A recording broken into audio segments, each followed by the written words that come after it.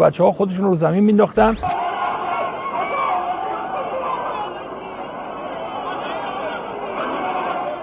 یادمه که مامورینی که اینجا بودن خب به خاطر اون رقت حالی که بهشون دست داده بود سعی می‌کردن بچه‌ها رو بلند کنن، ولی ما نمیتونستیم رو پای خودمون وایسیم.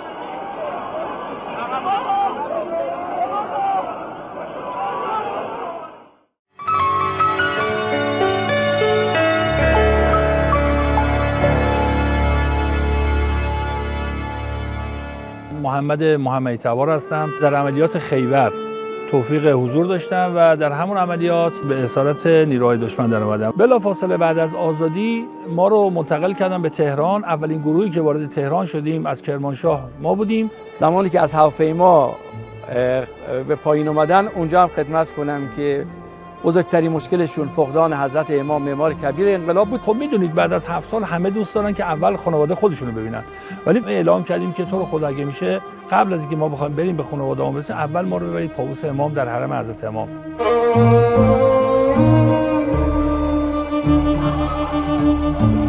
بچه‌ها خودشون رو زمین مینداختن و یادمه که مامورینی که اینجا بودن خب به خاطر اون رقت حالی که بهشون دست داده بود سعی می‌کردن بچه‌ها رو بلند کنن، ولی ما نمیتونستیم رو پای خودمون وایسیم و برای یه حدود 1 ساعتی بچه‌ها تو حرم امام واقعا زجه زدن، ناله کردن و درد دل کردن با امام و یه مقدار دردهای ما تسکین پیدا کرد.